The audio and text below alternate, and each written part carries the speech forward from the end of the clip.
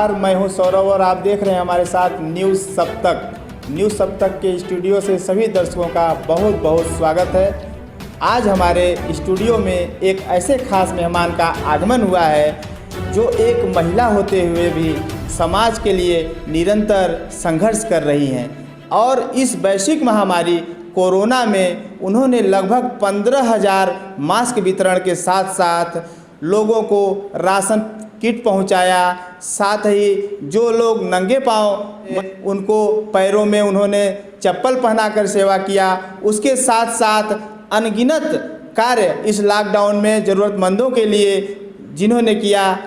आज ऐसी महान शख्सियत रूबी गुप्ता जी का हमारे सप्तक स्टूडियो में इंटरव्यू होगा और जानेंगे हम रूबी जी के संघर्षों को और जानेंगे कि उन्होंने एक महिला होते हुए भी कितना संघर्ष किया और समाज के लिए कार्य किया। तो आइए बात करते हैं रूबी गुप्ता जी से। रूबी जी, आपका हमारे न्यूज़ सप्तक स्टूडियो में बहुत बहुत स्वागत है। धन्यवाद। रूबी जी, आपने इस वैश्विक महामारी कोरोना में जितने भी जनहित के कार्य किए हैं उसके लिए आपको प्रेरणा कहाँ से मिली? मैं पहले तो आपको बधाई देना चाह रही हूँ कि आपने जो अभी तक ये पेज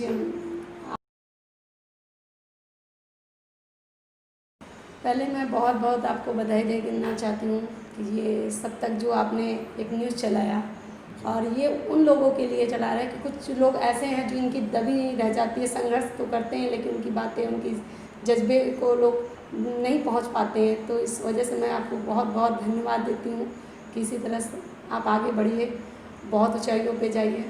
जी, बहुत बहुत आभार आपको। समाज के लिए इंसान कुछ न कुछ करता रहता है और मुझे एक सबसे बड़ी खुशी हुई जब गरीबों की मदद करता है इंसान, तो मेरे अंदर एक जज्बा आया। मैं बहुत तरह तरह के लोगों को, मैंने बहुत कम उम्र में बहुत कुछ देखा है जी। तो मुझे ऐसा एहसास हुआ कि मैं क्यों ना अपने घर के साथ साथ कामों के साथ साथ कुछ समाज के लिए भी करूं। तो एक दो कार्यों को करने के लिए जब मैं आगे बढ़ी तो मुझे थोड़ी सी कुछ कठिनाइयों का सामना भी करना पड़ा। तो तरह तरह के लोगों का मैसेज भी आने लगा। तो मैंने कभी पीछे मुड़ कर देखा नहीं कि मेरे समाज में मुझे लोग क्या कह रहे हैं क्या नहीं। मैं जब समाज के लिए निकल पड़ी हूँ तो निकल गई। तो तरह तरह की जब हमको इस तरह की आते रह गई तो समाज में जब मैं आगे बढ़ी तो कभी ऐसे लोगों का देखा, महिलाएं कुछ ऐसी हैं जिनके साथ बहुत तरह के शोषण होते हैं, जो हैं कि हॉस्पिटल में जाती हैं, उनकी कोई डिलीवरी केस हो चाहे नॉर्मल केस हो, उनका कुछ डॉक्टर हनन करते हैं, कुछ नर्स करती हैं, इतना पैसा लेके आइए, ये करके लेके आइए। वो उनके पास उस तरह की मजबूरियाँ होती हैं, गरीब घर के होते हैं कि उनको उतना बैलेंस नहीं दे पाते हैं। तो बड़ा दुख हुआ। और कुछ तरह की जब हमको इस तरह की मैसेज आने लगी, जब मैं एक दो कार्य कर चुकी थी तो लोग मुझे जानने लगे थे कि ये समाज के लिए हमेशा खड़ी रहती हैं, न दिन को रात समझती हैं न रात को वो दिन समझती हैं, हमेशा कार्य करती रहती हैं। तो मेरे पास भी एक बहुत 2-3 केसेस आए जो वाकई में बहुत केसेस को देख कर आदमी रोए तक खड़े हो जाए। तो अभी मैंने अंक हॉस्पिटल का एक ऐसे मैसेज था कि वो महिला आई थी यहाँ पे जुगैल के पास की थी, वो आई यहाँ पर डिलीवरी के लिए। तो पहले तो गई सरकारी हॉस्पिटल में, उसका कुछ भी नहीं हुआ। डिलीवरी के वहाँ हुआ तो ये कहा कि 4 पॉइंट ब्लड है, ये हो सकता है बच्चा या मर जाए या तो वो मर जाए, दोनों पेशेंट में बहुत खतरे की हड्डी है। तो वो उसके वहाँ से लोग उसको भगा दिए। तो वो अंक हॉस्पिटल का शरण लिया। अंक हॉस्पिटल में भी उसके पास ऐसा सिचुएशन है कि यहाँ से हो सकता है, उसको पैसे की व्यवस्था भी नहीं थी, प्लस ब्लड की सिचुएशन नहीं थी कि बच्चा मर चुका है पेट में। अंक हॉस्पिटल ने बताया कि पेट में ही बच्चा मर चुका है, इसका कुछ भी नहीं हो सकता। तो मेरे पास फिर ये रोड पे ही थी, तड़प रही थी, इतना व्याकुल हो रहा था। और मुझे एक फ़ोन आया, क्या रूबी जी आप कहाँ हैं? तो मैंने कहा मैं तो अपने घर पे हूँ। तो मैं आनन फानन में जैसे सोची वैसे ही, जिस पोजीशन पे भी थी वैसे ही मैंने वहाँ पर पहुँची। तो वाकई में मुझे वो देख के दर्दनाक घटना आज तक मेरे रोए अभी भी, मैं क्या वाक्य बताऊँ, मैं बता नहीं सकती। मैं तो एक अविवाहित हूँ लेकिन फिर भी मैं हर एक चीज़ों को देखी और मैं कुछ महिलाओं का सपोर्ट लिया और वहाँ पर सारा घेराबंदी करके मैं उस बच्चे को पैदा किया। और सब लोगों ने मिलकर, कुछ महिलाओं के द्वारा, कुछ लोगों के द्वारा मुझे उनका और वो बच्चा, मैं इतनी ऊपर वाले का शुक्रगुजार करूँ, पब्लिक का भी शुक्रगुजार करूँ। कहीं ना कहीं कहते हैं विधाता कुछ न कुछ करता है और कुछ न कुछ किसी के द्वारा कराता है। और वो बच्चा इतना नॉर्मल हष्ट पुष्ट पैदा हुआ, कोई कुछ भी नहीं परेशानियाँ। और उन्होंने कहा बच्चा मर गया है, 4 पॉइंट ब्लड है, ब्लड की कोई ऐसी कमी नहीं थी। ये सब लापरवाहियाँ होती हैं, समाज में बहुत भ्रष्ट लोग भी हैं। तो मैं चाहती हूँ कि समाज के लिए करना चाहिए तो कभी डरना नहीं चाहिए, हिम्मत बढ़ा के काम करते रहो और आपको बहुत। उसके लिए आपको प्रेरणा कहाँ से मिली और आपने अब तक क्या क्या कार्य किए हमारे चैनल के दर्शकों को बताएं, उसके बारे में जानकारी दें। ये तो देखा जाए तो बहुत बड़ी कोरोना जैसी महामारी 90 आई हुई है, जो समाज से लेके सरकार से लेके सब डर के भयभीत हो चुके हैं। लेकिन उस दौरान मुझे भी ये तरह के मैसेज मिलना शुरू हो गया कि हमारे समाज में, हमारे सरकार द्वारा या मेरे भारत में ऐसी बीमारी आ चुकी है, जिससे मुझे लगा कि कहीं ना कहीं कुछ ऐसी परेशानियां लोगों को आती होगी। तो मुझे कहीं ना कहीं मैसेज मिलने लगा कि वहाँ से लोग दूसरे सिटी से लोग निकाल दिए गए हैं, मज़दूरों को भगाया जा रहा है, मज़दूर बिलख रहे हैं, 2-4 दिन से भूखे प्यासे हैं। तो इस वजह से मुझे भी अंदर से एक जागरूकता प्राप्त हुई कि क्यों ना उन मज़दूरों को, उन राहगीरों को, प्लस लॉकडाउन जब जैसे ही हुआ तब मुझे ऐसा लगा कि भाई खाने के लिए कुछ ऐसे हैं जो हमेशा रोज़ कुआं खोदते हैं, रोज़ भोजन करते हैं, तो उनके पास तो कोई ऑप्शन नहीं था। जो 200-400 रुपये डेली आपका कमाता है, उनके पास तो कोई ऑप्शन नहीं था। तो मुझे लगा कि मैं उनकी क्यों ना मदद करूं।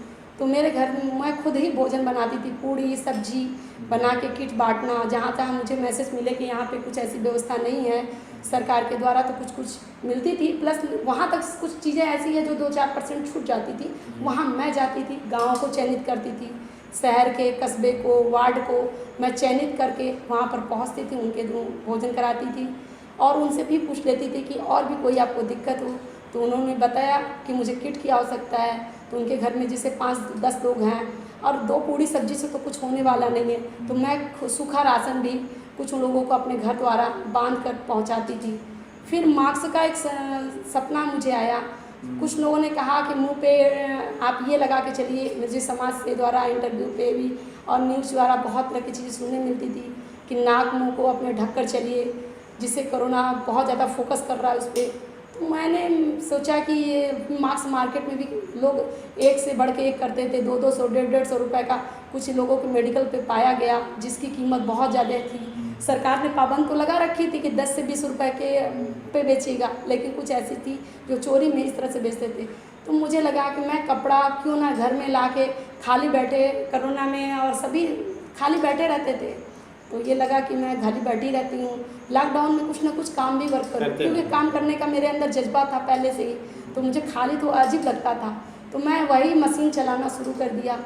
अपने स्वयं आपने सिलाई की? मैंने स्वयं, पहले तो स्टार्टिंग स्वयं मैंने खुद चलाया और मुझे बंडल बना के मैं डीएम हो गई, एसपी के पास, विधायक, सांसद, जिला अध्यक्ष, कार्यकर्ता, भाजपा कार्यकर्ता, सामाजिक कार्यकर्ता, पत्रकार बंधु, जो भी हमको मिलते गए, मैं सबको बंडल बना के उनके द्वारा, जैसे जहाँ मैं पहुँच ना पाऊँ उनके माध्यम से उस जगह तक पहुँच जाए। ये मैं जनता के लिए भी सोची, क्योंकि उस पर किसी का फोकस नहीं जा रहा था। अचानक मेरे मन में ये ख्याल आया, तो मैं आज 15,000 मार्क्स समाज के लिए निःशुल्क, मुझे कोई कहीं से शुल्क नहीं प्राप्त हुआ, निःशुल्क मैंने समाज के लिए मार्क्स बनाकर खुद वितरण की। और सबसे अच्छी बात जो लगी, आपने जिले के जिम्मेदार अधिकारियों समेत जिले के जनप्रतिनिधियों तक मास्क पहुंचाया, ये सबसे अलग पहल थी। जी हाँ, क्योंकि कहीं न कहीं हमारा जिला प्रशासन या हमारे जनप्रतिनिधि भी इस कोविड-19 में अपना सहयोग प्रदान कर रहे हैं इसके लड़ाई में, और उसमें आपने उन लोगों तक पहुंचाया, तो कहीं न कहीं से एक मैसेज भी था। नहीं, ये चीज़ें मुझे डीएम साहब के द्वारा भी प्रोत्साहन मिला कि आपने वाकई में एक जज्बे को सलाम दिया है। उस दिन मुझे योद्धा का नाम भी दिया गया कि वाकई में आपने एक योद्धा नारी कहलाती हैं, और जज्बे का सलाम किया जाता है कि एक महिला होके आपने बढ़ चढ़ कर इसमें भाग लिया और हम लोगों को भी सहयोग करने में पूरा अपना हाथ बटाया। और आपकी माताजी बहुत ज़्यादा बीमार हैं, विकलांग हैं, इतना संघर्ष करने के बाद एक महिला होकर समाज में कार्य करना कितना कठिन होता है? ये तो क्वेश्चन जो आपने पूछा वाकई में बहुत बहुत बड़ी क्वेश्चन है और देखा जाए तो छोटा ही माना जा सकता है। मुझे जब मैं एक पहले तो वाकई में, क्योंकि उस जगह से मैं खुद गुजरी थी। जब आदमी कहता है कि ज़मीनी व्यक्ति जो होता है वही कुछ ना कुछ आगे करता है, तो जब मेरे पे ये चीज़ गुजरी हुई थी और समाज के लिए मैं इसलिए करना चाहती थी क्योंकि मेरे पापा का बहुत 10 साल वर्षों पहले उनका देहांत हो गया। और एक कहा जाए तो इंसान कहता है किसी न किसी चीज़ को ऊर्जा और या किसी न किसी को आगे बढ़ने में किसी न किसी का योगदान होता है। लोग कहते हैं कि जीते जी किसी का योगदान मिलता है और श्रेय मिलता है। मुझे वो पिताजी के मरने के बाद मुझे एक योगदान मिला कि आज मेरे पिताजी नहीं है। मुझे एहसास कभी कभी होता था, मुझे कोई गाइडलाइन नहीं मिलती थी, मुझे खुद कमा के खाना पड़ता था। छोटे छोटे ट्यूशन पढ़ाती थी मैं। संत कीनाराम डिग्री कॉलेज में प्रोफेसर के नाम पे ही पद पे काम कर चुकी थी। उस दौरान मेरे पिताजी जब गुजरे तो मुझे, मेरी माँ आज 12-15 साल से बेड पे हैं, वो विकलांग भी हैं, चलने फिरने में असमर्थ हैं। मैं उनकी सेवा भी आज करती हूँ। टॉयलेट बाथरूम कराने के बाद सब कुछ समाज के लिए, अपने घर को लेकर भी चलने के बाद समाज के लिए करती हूँ।